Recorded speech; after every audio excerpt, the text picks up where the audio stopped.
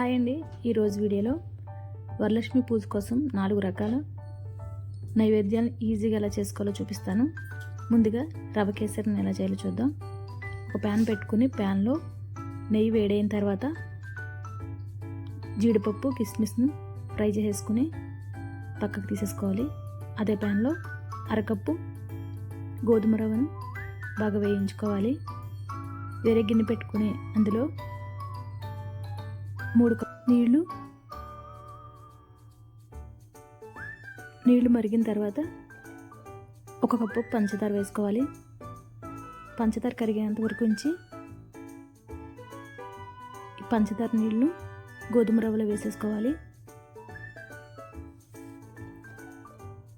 ఇందులో కొంచెం పచ్చకర్పూరం, ఇలాచి పౌడర్ వేసుకుని వేయించిన కిస్మిస్ కాజును కూడా వేసేసుకోవడమే. తర్వాత పరిమాణం ఎలా చేయాలో చూద్దాం. 1 కప్పు రైస్ తీసుకుని 2-3 సార్లు వాష్ చేసుకుని ఒక అరగంట సేపు నాననివ్వాలి. తర్వాత ఆవు పాలను 2 కప్పులు, నీళ్ళను 2 కప్పులు మరిగిన తర్వాత నానబెట్టిన బియ్యం కూడా వేసేసుకుని ఉడకనివ్వాలి. పక్కన ఒక గిన్నె పెట్టుకుని అందులో 1 కప్పు బెల్లం, అరకప్పు నీళ్లు వేసుకుని బెల్లం కరిగిన తర్వాత ఇలాచి పౌడర్ కూడా వేసుకోవాలి. అన్నం ఉడికిన తర్వాత ఇంకో ప్యాన్ పెట్టుకుని నెయ్యి వేడైన తర్వాత జీడిపప్పు కిస్మిస్ను ఫ్రై చేసుకోవాలి. కరిగిన బెల్లాన్ని పరిమాణంలో వేసేసుకోవాలి. స్టవ్ ఆఫ్ చేసేసుకుని వేయించుకున్న జీడిపప్పును కిస్మిస్ను వేసుకోవడమే. తర్వాత గారెలను ఎలా చేయాలో చూద్దాం. నేను ఇక్కడ అల్లం గారెలు తయారు చేసుకున్నాను. దీనికోసం 1 కప్పు మినపగుళ్ళను 4-5 గంటలు నానబెట్టుకుని గ్రైండర్లో కొంచెం వాటర్ యాడ్ చేసుకుని ఈ విధంగా పిండి కన్సిస్టెన్సీ వచ్చేలా రుబ్బుకోవాలి. ఇందులోకి సన్నగా తరిగిన అల్లం ముక్కలు, జీలకర్ర, తగినంత ఉప్పు వేసుకుని కలిపేసుకుని కవర్కు తడి చేసుకుని చేతికి కానీ తడి చేసుకుని గారెలుగా వేసేసుకుంటే ఈజీగా వచ్చేస్తాయి. గారెలను ఈ విధంగా ఫ్రై చేసేసుకుని తీసేసుకోవడమే.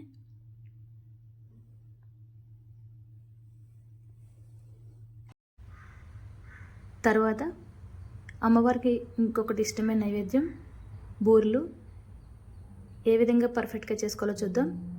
నేను ఇక్కడ 1 కప్పు శనగపప్పును నానబెట్టుకున్నాను. వేరే గిన్నెలో 1 కప్పు మినపగుళ్ళు, 2 కప్పులు రైస్ వేసుకుని ఇవి కూడా నానబెట్టుకున్నాను. 4-5 గంటలు నానిన తర్వాత గ్రైండర్లో దోసల పిండిలో మెత్తగా రుబ్బుకోవాలి. ఈ లోపల కుక్కర్లో శనగపప్పును ఉడికించుకోవాలి. 4-5 విజిల్ అయిన తర్వాత పప్పు మెత్తగా ఉడికిన తర్వాత ఇందులో 1 కప్పు బెల్లం వేసుకుని ఈ రెండింటిని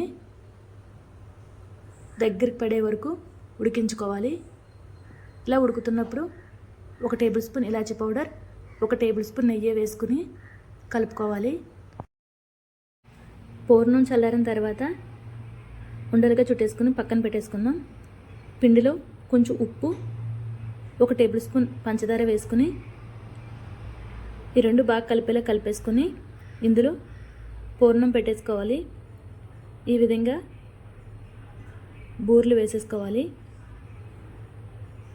కొత్తవారు కూడా ఈజీగా ఈ కొలతలు తెలిస్తే బూరెలను చాలా సులువుగా చేసేసుకోవచ్చు.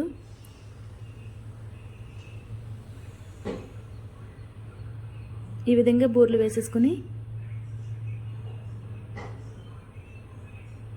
ఫ్రై అయిన తర్వాత ఈ కలర్